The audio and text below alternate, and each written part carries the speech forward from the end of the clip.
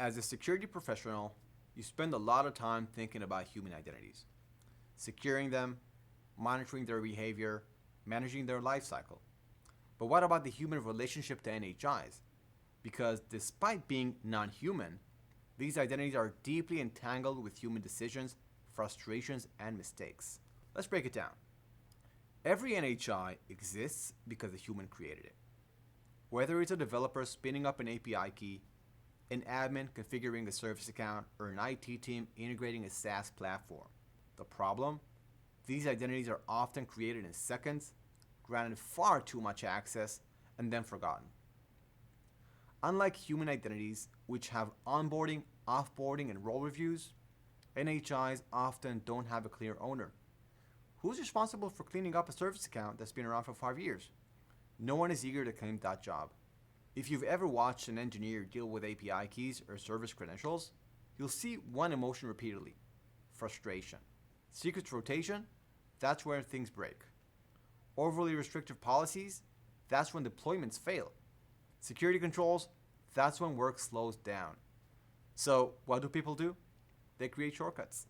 They hardcode secrets, they reuse keys, they create long-lived credentials just for testing that end up in production. Security policies that don't respect developer workflows create tension, leading workarounds that increase risk. Human identities get behavioral monitoring, MFA, and adaptive access controls. But NHIs, they operate in the background, often with high privileges without anyone noticing. But here's the dangerous reality. When NHIs act maliciously, they don't look suspicious. A human suddenly logging in from a new country, that's an alert. A CI/CD token suddenly pushing code to production, that's just another day at work. NHIs don't have login histories, interactive behavior, or personal risk profiles, but they have access, a lot of it. If an employee leaves the company, you deactivate their accounts.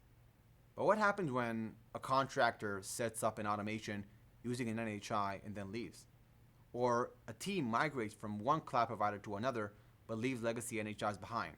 Or a security tool integrates via an API key, but no one rotates it for years. NHIs rarely follow a clean lifecycle.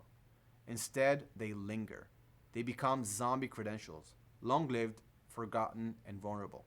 For something called a non-human identity, NHIs have overwhelmingly human problem set. Humans create them without security guardrails. Humans hate managing them and bypass best practices. Humans assume they're safe because they just run in the background. Humans forget to decommission them, leaving them exposed. So, when we talk about securing NHIs, it's not just a technical challenge, it's a human one. It's about designing security that works for developers, aligns with business needs, and ensures NHIs don't become an invisible, growing attack surface.